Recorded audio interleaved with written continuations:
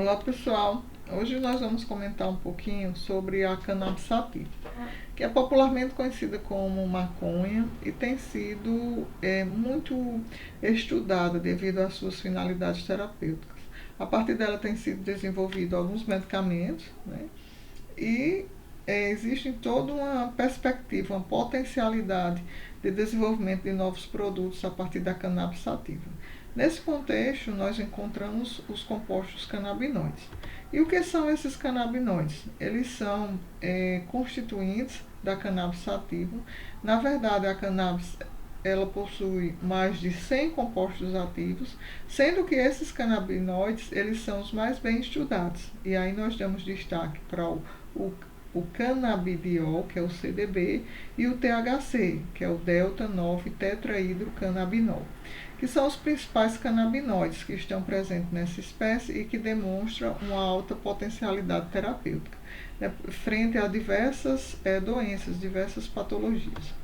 Neste contexto, de uma forma mais simples, mais objetiva, o canabidiol, o CDB, é um dos principais canabinoides encontrados ali na cannabis que tem ganhado destaque devido às suas propriedades terapêuticas, como o quê? Como alívio da dor associado ao processo inflamatório, sendo eficaz em condições inflamatórias como a artrite, devido às suas propriedades neuroprotetoras e ali apresentando-se benéfico em doenças neurodegenerativas, redução da ansiedade, reduzindo os sintomas de ansiedade, estresse, devido ao seu poder ansiolítico, auxiliando também no tratamento e transtornos da ansiedade, como um anticonvulsivante, apresentando-se ali a sua eficácia no tratamento de epilepsia refratária, demonstrando eficaz na redução das crises convulsivas.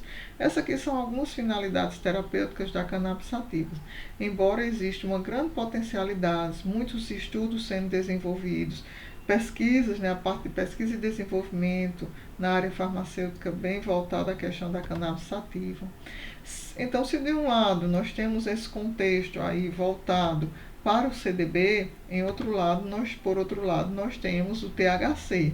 O THC ele tem um diferencial porque ele é um composto psicoativo, atuando ali em receptores que se encontram ao nível do sistema nervoso central e produzindo esses efeitos psicoativos, o que dá uma potencialidade terapêutica em frente a algumas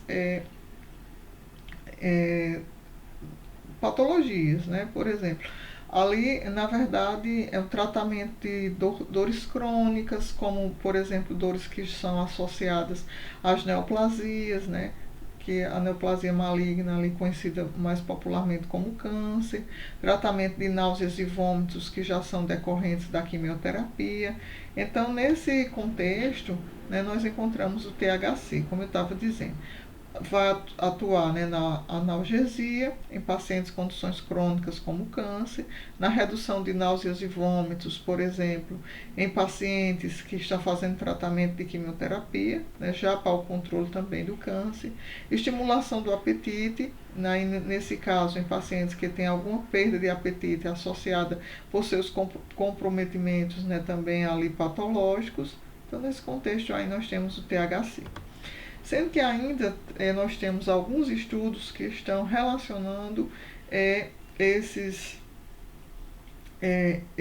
canabinoides com a sua utilização terapêutica, devido à interação com seus receptores, os receptores canabinoides, porque eles precisam interagir com receptores fisiológicos para poder dar a sua ação terapêutica, o seu efeito posteriormente. E aí também existe toda uma cascata, um mecanismo de ação, mas que vamos comentar a interação sobre especificamente os receptores CB1 e CB2, que fazem parte do sistema endocannabinoide. Essa interação é responsável pelos efeitos terapêuticos, como eu tinha comentado anteriormente, desses compostos. Muitos estudos ainda têm relatado em relação à combinação do CDB com THC. Então, potencializar esses efeitos terapêuticos, sendo benéfico, né, a adição do tratamento de diversas condições terapêuticas provenientes dessa interação. Mas ainda essa potencialidade ainda está sendo estudada, muito está sendo avaliada neste sinergismo. Bem, para concluir, nós compreendemos que as condições terapêuticas do CDB e do THC existe uma grande potencialidade ainda aí a ser explorada em relação ao canabinoides na medicina, na sua utilização terapêutica, na farmacologia, no desenvolvimento de novos produtos na área de farmácia, em condições terapêuticas que não tenham muitas vezes um tratamento definido, ou em condições que apresentem efeitos colaterais muito severo, então entra aí também como condições terapêuticas, como coadjuvante em alguns tratamentos.